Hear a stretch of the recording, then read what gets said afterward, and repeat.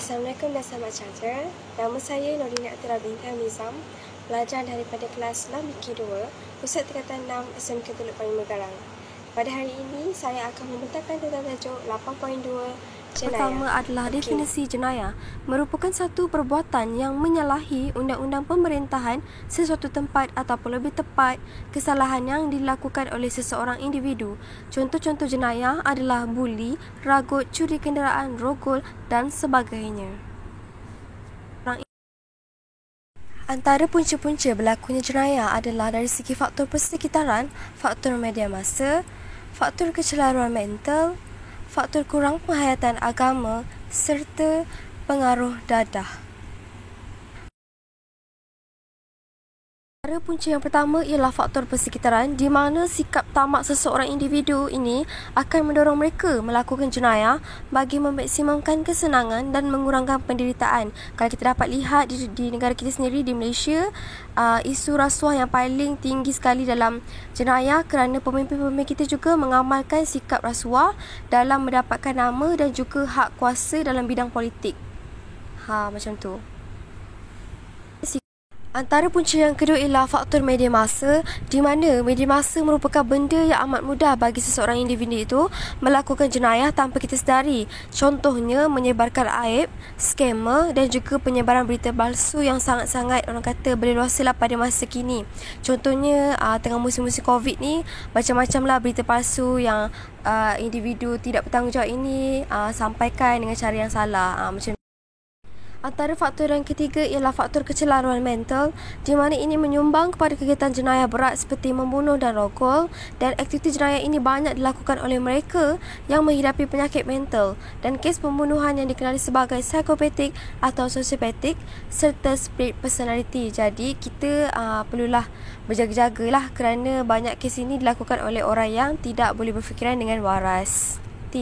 Yang keempat ialah faktor kurang penghayatan agama, di mana kebanyakan mereka yang terlibat dengan jenayah tersebut tidak boleh menghayati ajaran agama masing-masing, dan mereka ini akan melakukan perbuatan seperti rasuah, pecah amanah, penyelewengan dan lain-lain lagi. Sudah menjadi satu perbuatan jenayah yang biasalah bagi individu seperti mereka ini kerana mereka tidak boleh berfikiran positif ataupun negatif lah. Yang terakhir pula ialah faktor pengaruh dadah, di mana mereka yang terlibat dengan penagihan dadah sanggup melakukan apa sahaja untuk mendapatkan wang bagi membeli dadah, dan mereka sanggup membunuh, mencuri, merompak, meragut dan melacurkan diri dan lain-lain lagi untuk mendapatkan dadah. Ini juga merupakan satu kesalahan jenayah yang paling besar yang dialami oleh setiap negara. Setelah kita membincangkan tentang punca berlakunya jenayah, kita akan ada langkah-langkah mengatasi gejala jenayah. Okey, langkah-langkah yang pertama adalah dengan menguatkuasakan undang-undang. Yang kedua, meningkatkan peluang pekerjaan. Yang ketiga, menanam kesedaran orang ramai. Dan yang terakhir, melibatkan seluruh anggota masyarakat.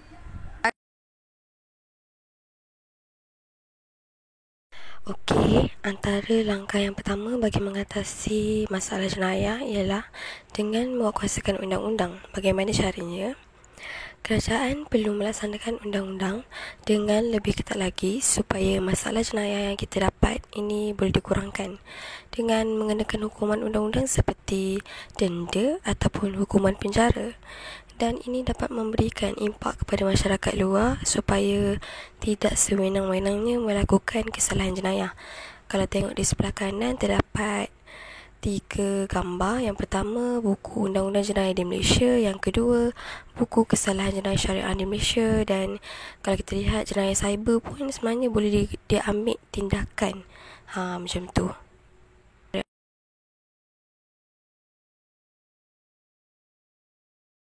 Okey, ini adalah langkah yang kedua bagi mengatasi masalah jenayah dengan cara memperkasakan lagi ekonomi negara bagi meningkatkan peluang pekerjaan kepada rakyat Malaysia.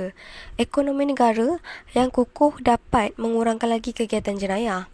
Apabila sesuatu peluang pekerjaan ini dapat ditingkatkan, ini akan mengelakkan mereka terlibat dengan kongsi gelap, pengedaran dadah, meragut, menyamun, merompak dan sebagainya lah. apabila orang kata masing-masing dah ada kerja sendiri, so mereka akan kurang lah dan juga kurang terdedah dengan melakukan aktiviti-aktiviti yang sebegitu.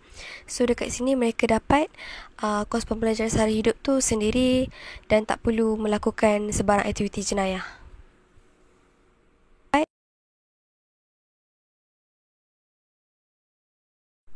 Okey, yang ketiga pula adalah dengan cara menanam kesedaran kepada orang ramai.